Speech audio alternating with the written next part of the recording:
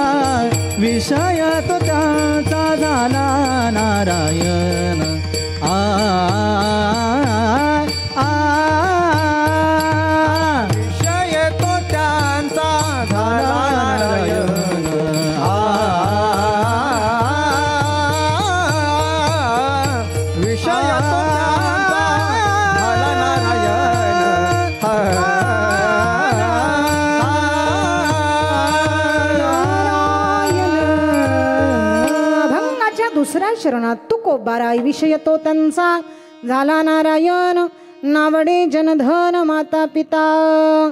एकदा का भगवंत विषय झाला की मग जगामध्ये तुम्हाला जनही आवडत नाही, धनही आवडत नाही. जन तरी देखे गुंतले प्रपंचे स्मरण ते त्याचे त्यासी नाही. या जनामध्ये तुम्ही सुख शोधायला लागलात, पण ते स्वतः गुंतलेलं आहे कुठे? प्रपंचामध्ये. जन आवडत नाही. महाराज म्हणले हो, जन आवडत नाही, ते स्वतः दुःखी आहे, मग धन तरी आवडतं का? महाराज सांगतात धन मिळविले कोटी संगे नैरे लंगोटी. तुका म्हणे द्रव्ये मिळविले मागे आणि हेतू कोणा संगे गेले नाही. तुका म्हणे ज्याची संपदा केवडी सांगा ती कवडी गेली नाही. एवढं जरी मिळवलं तरी कवडीभरही आपल्या बरोबर जाऊ शकत नाही. मग धनाचा विचार काय करता? धनानि भूमो पशवश्च गोष्टी भार्या ग्रहद्वारे जनस्मशाने देहश्चित्यां परलोक मार्गे कर्मानु गोगच्छती जीव एकहा. मरताना धन भूमीत राहतं, पशु गोठ्यात राहतात, बायको हे दारापर्यंत असते, जन हे स्मशानापर्यंत असतं. सोबत येतं ते फक्त आपलं प्रारब्ध कर्म. विठ्ठल विठ्ठल विठाला विठाला विठाला विठाला विठाला विठाला विठाला विठाला विठाला विठाला. म्हणून प्रारब्धेची धन प्रारब्धेची वाढे मान. काही लोक म्हणतात अहो आमच्या नशिबातच हे नाही. प्रारब्ध जर नसेल तर प्रयत्न करून सुद्धा यश मिळू शकत नाही, आणि संचितात असेल तर ते मिळाल्याशिवाय राहत नाही. म्हणून नावडे जन धन माता पिता. जन आवडत नाही तुकोबाराय, तुम्हाला धन आवडत नाही, मग आवडतं तरी काय? माता पिता आवडतात का? महाराज माता पिता आवडतात का प्रश्न आहे. तुकोबाराय सांगतात माता पिता हे लावलेल्या संबंधाने आहेत. जसं कोणाचा कोणाशी नघडे संबंध आहे शुद्ध बुद्ध ठाईची ठाई. कवनाचे माय बाप कवनाचे गणगोत मृग जळवत जाईल रया. याचे मायबाप म्हणतात बाळू माझा, बाळू म्हणतो देह माझा. यमराज म्हणतात देह आमचा आणि पंचमहाभूत म्हणतात देह आमचा. एका वस्तूवर जर 4-4 लोक हक्क दाखवतात तर त्या वस्तूला मालकीची म्हणतात का सार्वजनिक? सुंदर उत्तर आहे सार्वजनिक. प्रश्न संपला. म्हणजे मायबाप हे आवडत नाही तर ते आपले होऊ शकत नाहीत शेवटच्या क्षणापर्यंत. मग आपलं होतं तरी कोण? केवळ नारायण. त्या भगवंताशिवाय आपलं कोणी होऊ शकत नाही. म्हणून आपला एक विषयच झाला तुकोबाराय सांगतात, आणि तो विषय झाल्यामुळं आम्ही त्याच्यामध्ये इतके रममान झालो आता त्याच्याशिवाय आम्हाला दुसरं काही दिसत नाही. विषय तो त्यांचा झाला नारायण नावडे जनधन माता पिता. मग इथं तुकोबारायांचा विषय जर नारायण झाला तर स्त्री असताना एवढी अपरंपार भक्ती करावी. तिचं नाव आहे संत कान्होपात्रा. तिने काय भक्ती करावी आणि पांडुरंगाचं भजन करावं आणि नारायणालाच हृदयामध्ये साठवावं. मंगळवेढा नगरीमध्ये राहणारी ही कान्होपात्रा सकाळच्या वेळेला दारातून दिंड्या जात होत्या. जाणाऱ्या दिंड्याकडे कान्होपात्रेनं पाहिलं आणि बघा लक्षपूर्वक ऐका. अपवित्र कुळामध्ये जन्म घेतला कान्होपात्रेनं आणि आईला प्रश्न केला, आई अगं मला सुद्धा या दिंडीमध्ये प्रवेश करायचा आहे. आई सांगते बाळ अगं आपण अपवित्र कुळात जन्माला आलेलो आहोत, मला वाटत नाही ते मंडळी तुला सामील करून घेतील बाई. बघ आता तुझा विचार तू कर. कान्होपात्रा सांगते आई काही झालं तरी मी आता त्या दिंडीमध्ये जाणार. बघा कान्होपात्रा दिंडीत प्रवेश करते. मजल दर मजल करत करत ती राऊळापर्यंत येऊन पोहोचते. एकदा का राऊळात आली, संध्याकाळचं कीर्तन सुरू झालं आणि कान्होपात्रेने एका कोपऱ्यात बसून ते कीर्तन ऐकलं. कान्होपात्रेने कीर्तन ऐकलं आणि तिच्या शरीरावर परिणाम झाला. कीर्तनकार सांगत होते या विश्वाच्या मालकाशिवाय जगामध्ये सुंदर कोणीही नाही. हे कान्होपात्रेने ऐकलं आणि तिने ठरवलं माझ्यापेक्षा जगात सुंदर कोणी नाही असं मला वाटत होतं, पण माझ्याही पेक्षा परमात्मा सुंदर आहे तर मी त्याचं दर्शन घेणार. कान्होपात्रा थेट राऊळातून पांडुरंगाच्या मूर्तीकडे धावली. बघा पायामध्ये घुंगरं बांधे नृत्य करते. मंदिरामध्ये मुलगी नृत्य करते म्हणून गावागावातून मंडळी तिला पाहण्याकरिता येऊ लागली. सगळे मंडळी पाहत असताना बिदरच्या बादशहाच्या कानावरती ही बातमी गेली की मंदिरामध्ये कोणीतरी मुलगी नृत्य करते. अरे तिला आपल्या राजवाड्यामध्ये घेऊन या नृत्य करण्यासाठी. 4 सैनिक कान्होपात्रेला पकडण्यासाठी कुठं आले? राऊळात आले. कान्होपात्रा देवाकडे धाव घेते. तिच्या लक्षात आलं मला पकडण्यासाठी कोणीतरी आलेलं आहे ना. ती धावायला लागली, इतकी धावते एकदा का पांडुरंगाच्या मूर्तीच्या समोर जाऊन थांबली.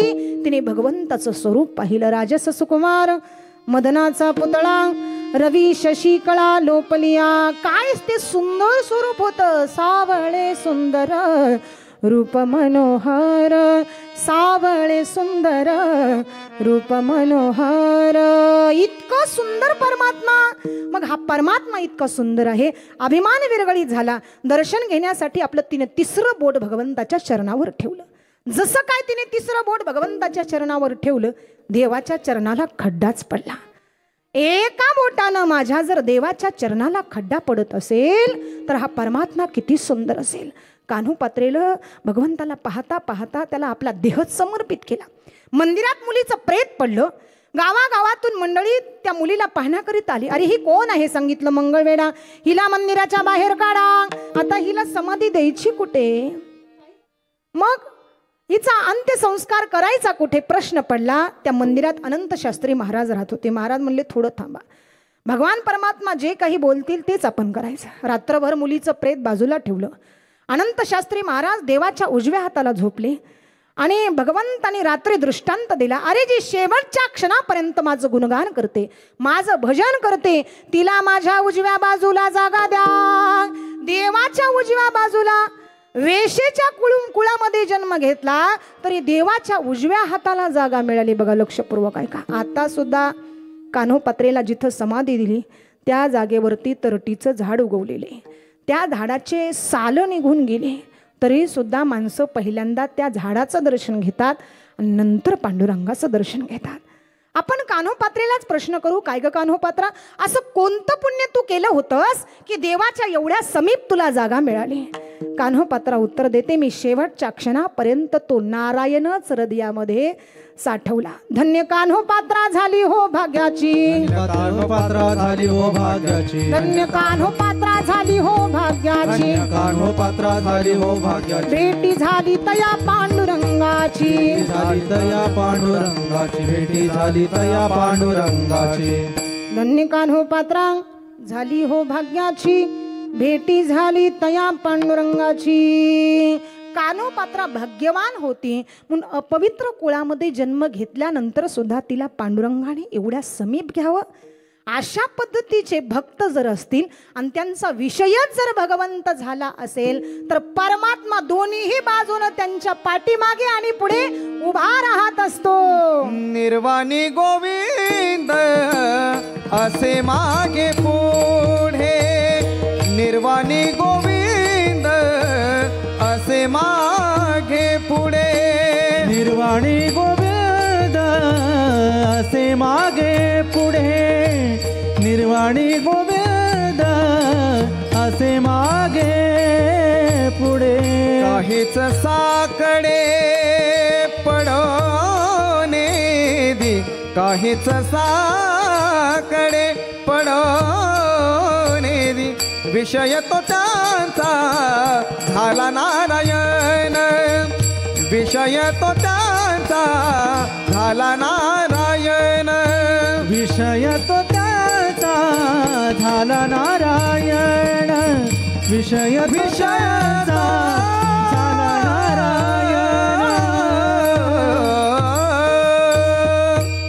अभंगाच्या तिसऱ्या चरणात तुकोबाराय परमात्मा प्रत्येक भक्ताच्या पाठीमागे उभा राहत असतो म्हणले. हो भक्त समागमे सर्व भावे हरी, न सांगता करी सर्व काम, न सांगता देव भक्ताच्या घरची कामे करत असतो. तसं निर्वाणी गोविंद असे मागे पुढे, काहीच साकडे पडोने दी. तो मागेही उभा असतो, तो पुढेही उभा असतो. तो सर्वत्र सामावलेला आहे. अशी कोणती जागा नाही जिथे तुम्हाला परमात्माच दिसणार नाही. विठ्ठल जडी स्थळी भरला, रीता ठाव नाही उरला, आज म्या दृष्टीने पाहिला, विठ्ठलची विठ्ठलची विठ्ठलची. सर्वत्र सामावलेला परमात्मा जर शोधायचा असेल तर भक्ताचं हृदय सुद्धा तितकंच शुद्ध असलं पाहिजे. भक्ताचं हृदय जर शुद्ध नसेल तर परमात्मा कुठल्याही संकटात आपल्या सोबत राहू शकत नाही. म्हणून परमात्म्याने आपल्या संकटकाळी धावत यावं याच्याकरिता निर्वाणाच्या वेळेस सुद्धा आमच्या शेवटपर्यंत मुखात त्या परमात्म्याचं स्मरण असलं पाहिजे. अंतकाळी ज्याच्या नामाले मुखा तुका म्हणे सुखा पार नाही. अंतकाळाच्या वेळेस प्रभूचं नाम मुखाला येणं, काही लोक प्राण सोडून देतील पण देवाचं नावच घेणार नाहीत. काही बोला महाराज, ओ पण आम्ही त्याचं नाव घेणार नाहीत. काही म्हणतील आम्हाला कुठं वेळ आहे त्याचं नाव घ्यायला, किती कामं बसलेत आमच्या पाठीमागे सकाळपासून संध्याकाळपर्यंत. ओ आमची मुलं फोन करतात, आमच्या सुनबाई फोन करतात, गावाकडून फोन येतो तिकडं जायचंय, ते काम करून यायचंय, असं म्हणत म्हणत आयुष्य संपलं जातं. पण लक्षपूर्वक ऐका, आपण स्वतःसाठी कधी जगू शकत नाही. म्हणून थोडा तरी वेळ आपण स्वतःकरिता दिला पाहिजे. आयुष्यभर माणसं स्वतःसाठी जगत असतात, पण स्वतःसाठी जगता जगता जो इतरांसाठी जगत असतो तो खरा माणूस आहे. विठ्ठल विठ्ठल विठाला विठाला विठाला विठाला विठाला विठाला विठाला विठाला विठाला विठाला. मानवी देहाला जो अधिकार मिळाला परमार्थ करण्याचा तो इतर देहाला मिळाला नाही. मनुष्य देहाचे ज्ञाने सचिदानंद पदवी घेणे एवढा अधिकार नारायणे कृपावलोकने दिधला. देवे दिला देह भजना घुमटा, देवे दिला देह भजना घुमटा, तो या झाला फाटा बाधिकेचा, तो या झाला फाटा. देवे दिला देह भजन गोमटा, देवे दिला देह भजन गोमटा, तो या झाला फाटा बाधिकेचा, तो या झाला फाटा.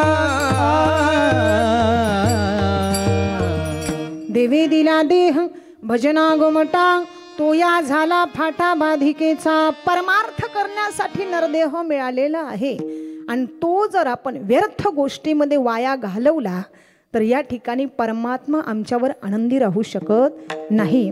जर आम्ही त्याच्याकरिता आयुष्य जगलो तर निश्चित तो आमच्या पाठीमागे आणि पुढे उभा असतो संकट काळामध्ये. म्हणून तर या ठिकाणी सदैव भगवंताचं भजन करा, गुणगान करा, तो आमच्या सोबत आहे. आणि असे संकटाचं निवारण करणारे एकच बाप्पा आहेत, त्यांना ओळखलं जातं गणपती बाप्पा या नावानं. वर्षातून ते फक्त एकदाच येत असतात. म्हणले हो, वर्षातून फक्त एकदाच येत असतात.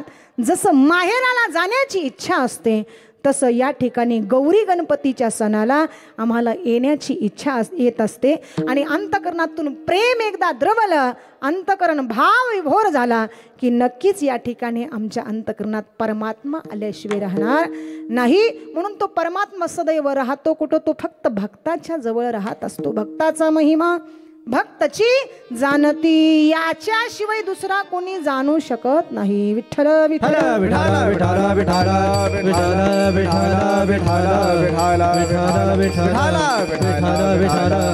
म्हणले परमात्मा सर्वत्र आहे. म्हणले हो, निर्वाणी गोविंद असे मागे पुढे काहीच साकडे पडोने दे. तो परमात्मा आमच्या जवळ असल्यामुळं या ठिकाणी आम्हाला दुःखाची जाणीव होऊ शकत नाही. इथे दुःख आहे, तिथे दुःख आहे, आम्ही धावायला लागलो, इतके धावायला लागलो, पुढं सुख मिळेल, त्याच्या पुढं मिळेल, त्याच्या पुढं मिळेल, सुख सुख म्हणता आयुष्यभर शेवटी मनुष्य नदीच्या काठापर्यंत येऊन थांबतो. एकदा का नदीच्या काठापर्यंत येऊन थांबला की त्याला नदी पार करून जाता येत नाही.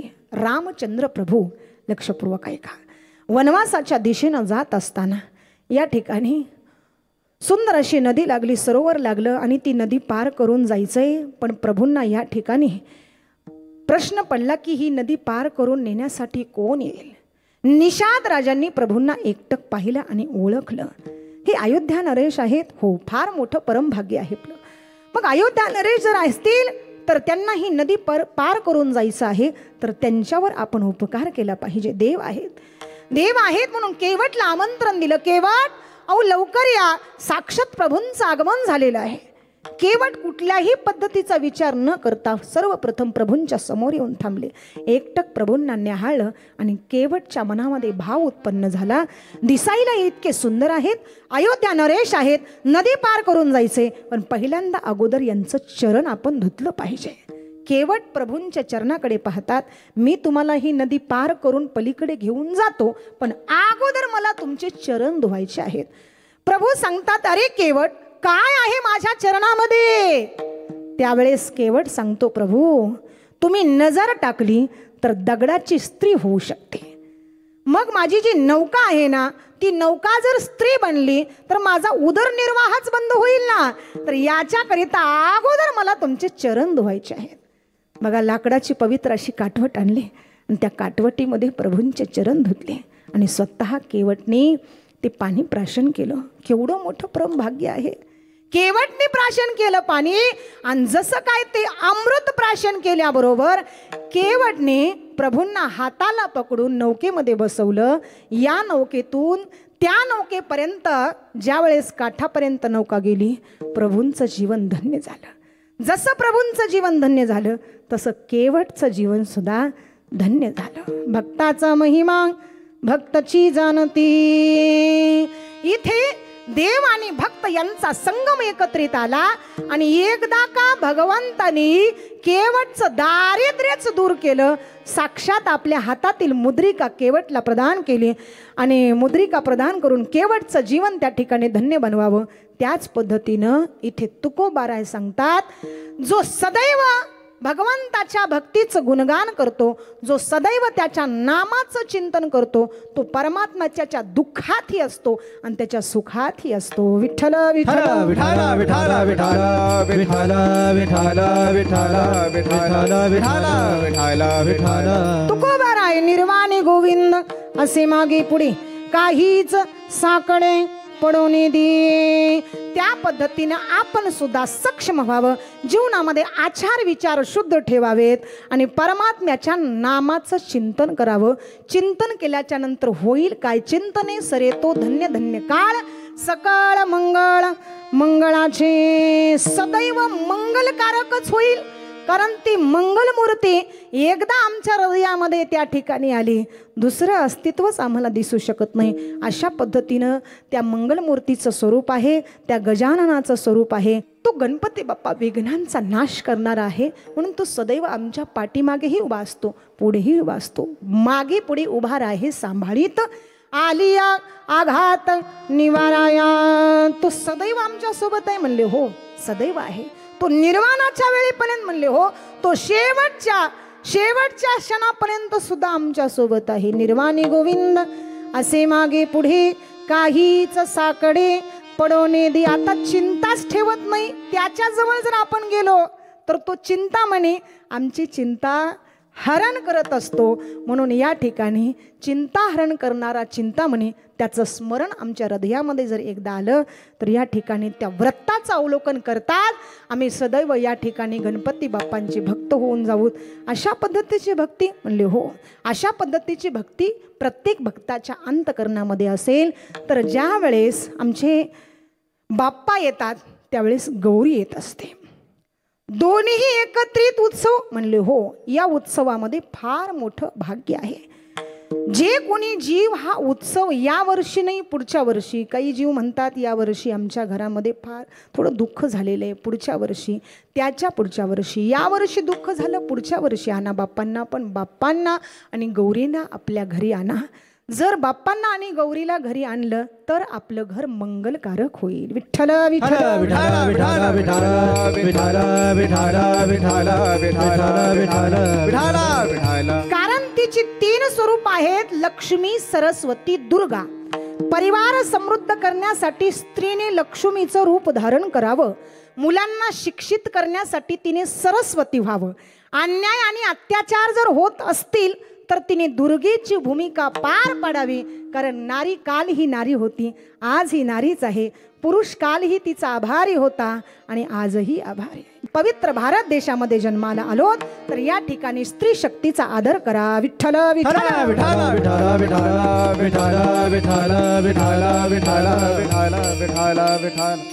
स्त्री शक्तीचा आदर करणं हे आपलं आद्य कर्तव्य आहे. ती प्रत्येक स्वरूपामध्ये आपल्या सोबत असते. म्हणले हो तुकोबाराय, त्याच पद्धतीनं आमच्या सोबत सदैव परमात्मा असतो. तो निर्वाणाच्या म्हणजे शेवटच्या क्षणापर्यंत हो तू निर्वाणी गोविंद असे मागे पुढे काहीच साकडे पडून दे. आता चिंताच राहिली नाही तर तेच सत्य आहे अभंगाच्या शेवटच्या चरणामध्ये. म्हणे सत्य कर्मा भावे साय, तुका म्हणे सत्य कर्मा भावे साय, म्हणे सत्य कर्मा भावे साय, तुका म्हणे सत्य कर्मा भावे साय. घातलिया भय, घातलिया भय नरका जाणे, घातलिया भय, घातलिया भय नरका जाणे, घातलिया भय नरका जाणे. विषय तो त्यांचा झाला नारायण, विषय तो त्यांचा झाला नारायण. घातलिया भय नरका जाणे,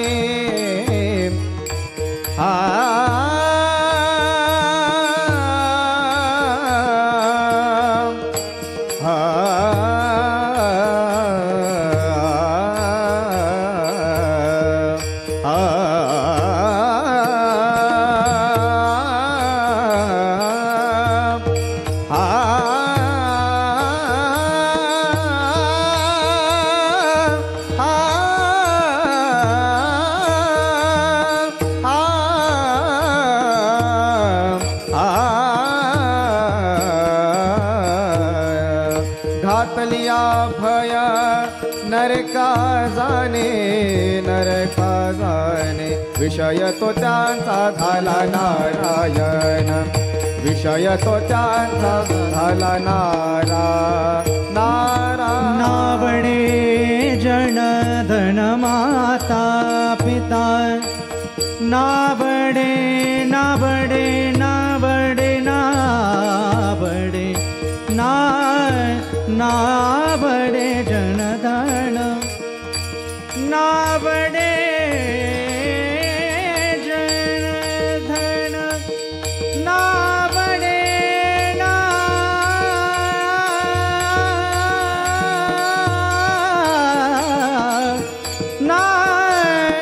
नावडे जनधन,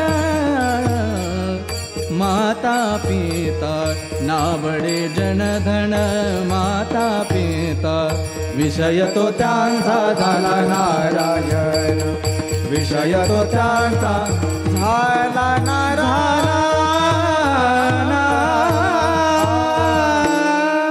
तुका म्हणे सत्य कर्मा भावे साय, घातलिया भय नरका जाणे. विषय तो त्यांचा झाला नारायण, नावडे जनधन माता पिता. एकता वारकरी संप्रदायाच्या नियमाप्रमाणे सर्वांनी 2 हात वर करायचे. सुंदर असं विठोबा रुक्माईचं भजन करायचं सर्व श्रोतू वर्ग. विठोबा रखुमाये, विठोबा रखुमाये, विठोबा रखुमाये, विठोबा रखुमाये. ज्ञानोबाराया माझ्या तुकोबाराया, ज्ञानोबाराया माझ्या तुकोबाराया, ज्ञानोबाराया माझ्या तुकोबाराया, ज्ञानोबाराया माझ्या तुकोबाराया, ज्ञानोबाराया माझ्या तुकोबाराया, ज्ञानोबाराया माझ्या तुकोबाराया, ज्ञानोबाराया माझ्या तुकोबाराया, ज्ञानोबाराया माझ्या तुकोबाराया.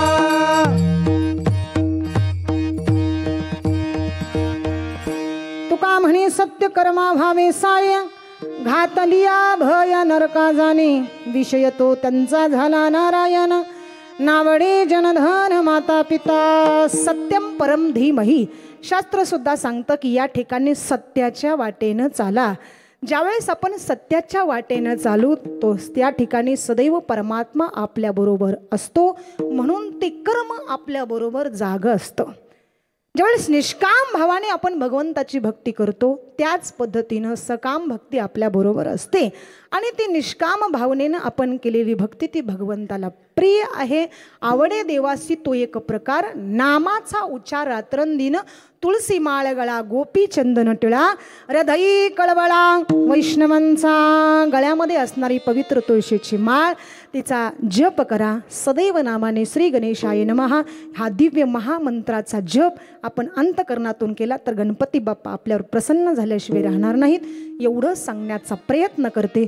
शेवटी जाता जाता जन्माला आलात, पवित्र नरदेह मिळालेला आहे, ज्यांनी जन्माला घातलं अशा माईबापांना कधी विसरू नका.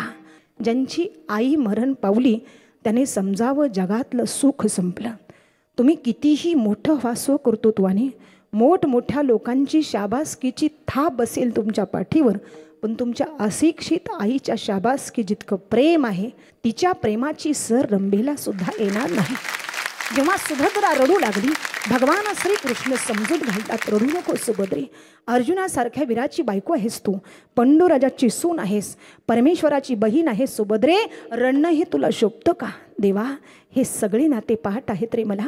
मी अर्जुनाची बायको रडत नाही देवा, मी पंडूराजाची सून रडत नाही देवा, मी परमेश्वराची बहीण रडत नाही देवा, मी अभिमन्यूची माय रडते. हे तुला कळणार नाही देवा. तू पुढच्या जन्मी कोणाची आई हो, तुझं पोर असं लढाईत मरू दे, मग तुला कळेल आईची माया काय असते. किंबहुना धनुर्धरा जो मातीची आई उदरा, तो मातीचा सोयरा की तुला पा. काही खर्च नाही बाबा. अरे कुत्रं सांभाळायला जेवढा खर्च आहे तेवढा मायबाप सांभाळायला नाही. टपमध्ये बसून कुत्रं शॅम्पू टाकून धुवावं, दररोज नवीन टॉवेल, एसीच्या गाडीमध्ये कुत्रं फिरतं. याचं कुत्रं एसीच्या गाडीत फिरतं, याचे मायबाप वृद्धाश्रमात 3-3 दिवसाच्या भाकरी खातात. म्हणून कीर्तन संपल्याच्या नंतर घरी जा. घरी गेल्याच्या नंतर मंडळींच्या पायाचं दर्शन घ्या. ती म्हणेल हे सांगितलं का कीर्तनात? तिला म्हणावं आज माझ्या माईबापाला मी वृद्धाश्रमातून घरी आणणार आहे. ती म्हणेल घरी आणा, पण बंगल्यात नाही बरं, जर्शी गाईच्या गोठ्यात ठेवू, आणा माईबापाला. काही दाटी वाटी बांधून एक कोपरा खाली करा म्हणली. 2 फाटके पोते द्या, 2 मळकटल्या चादरी द्या, 2 जर्मनची ताटं द्या, 2 प्लॅस्टिकची तांबी द्या. अरे स्वयंपाक सुद्धा करू नका. मुलाबाळातून उरलेली भाकरी बायकोला चोरून पॅन्टच्या खिशात घाला. ज्या माय बापाने उसणं पासणं करून लहानाचं मोठं केलं असेल त्यांच्यासाठी रोज 1 भाकरी चोरा, तरीसुद्धा पाप नाही लागणार तुम्हाला. मोटरसायकलने कामावरती जात असताना मोटरसायकल गोठ्याकडून न्या. जसे जनावर वाट बघतात आपला मालक येऊन आपल्याला चारा पाणी करेल, तसं भुकेनं व्याकुळ झालेले मायबाप सारखे बघत असतील आमचा लेक आम्हाला भाकर घेऊन येत असेल. गोठ्याच्या समोर मोटरसायकल उभी करा, खाली सुद्धा उतरू नका, तुमचा वेळ वाचवते. कुत्र्याला फेकतात तसं फेका, तुमचं काम संपलं. ती माय, तिला उठता येत नाही, घुसत घुसत भाकरीपर्यंत येईल. अर्धी भाकरी बापाला देईल, अर्धी भाकरी स्वतः खाईल. त्या भाकरीवर भाजीने भाकरी चावत नाही, गच्च पाणी डोळ्यात भरून ती माय रडते. त्यावेळेस संपूर्ण विश्व या ठिकाणी दुःखी होत असतं. म्हणून जितकी आई महत्त्वाची आहे तितका बाप सुद्धा आमच्या जीवनात महत्त्वाचा. बाप हा शब्द फक्त 2च अक्षराचा आहे, पण त्याने सुद्धा आमच्यासाठी काय केले हे आम्ही सहज सहज विसरतो. आमच्या रोजच्या जीवनाची आई तयारी करत असते, पण आमच्या शिजोरीची तयारी करणारा हा बाप, त्याने आम्हाला हे विश्व दाखवलं. अशा मायबापांना या ठिकाणी या त्रिभुवनाचं सुख त्यांच्या चरणावरती आहे हे आमच्या गणपती बाप्पांच्या लक्षात आल्यामुळं विश्वाला फेरी न घालता त्यांनी सर्वप्रथम भगवान शंकर आणि माता पार्वती यांना फेरी घालून जगताला फार मोठा संदेश दिला की या त्रैलोक्यामध्ये फक्त आई वडील श्रेष्ठ आहेत. हेच आजच्या गौरी गणपतीच्या निमित्तानं एवढं सांगण्याचा प्रयत्न करते. सर्व श्रोतृवर्गांच्या चरणावरती साष्टांग प्रणिपात करते. सन मराठी या चॅनलच्या वतीनं हा कार्यक्रम या ठिकाणी आयोजित केला होता. तर फुरसुंगी नगरीतील सर्व श्रोतृवर्ग, कार्यक्रमाला आवर्जून उपस्थित असणाऱ्या आमच्या माता माऊल्या, तरुण वर्ग, पुरुष वर्ग सर्वांच्या चरणावर नतमस्तक. या ठिकाणी आमच्या महिला वर्ग, सुंदर अशी गायनाची साथ, मृदंगाची थाप अतिशय सुंदर, पेटीवादनाची साथ अतिशय सुंदर, सर्व टीमने मला इथं आमंत्रित केलं आणि माझ्यावर ती या ठिकाणी नितांत प्रेम करणारे आमचे प्रमोद सर 450 किलोमीटरचा प्रवास करून ज्यांनी मला इथं आमंत्रित केलं, तर सरांच्याही चरणावरती ते साष्टांग प्रणिपात करते. त्यांच्या टीमच्या वतीनं सर्वांच्या चरणावर नतमस्तक. झालेली सेवा भगवान पांडुरंग परमात्म्याच्या चरणावरती या ठिकाणी गणपती बाप्पांच्या चरणावरती समर्पित करून इथं सेवेला पूर्णविराम देऊ. ज्ञानेश्वर माऊली, ज्ञानराज माऊली तुकाराम, ज्ञानेश्वर माऊली, ज्ञानराज माऊली तुकाराम, ज्ञानेश्वर माऊली, ज्ञानराज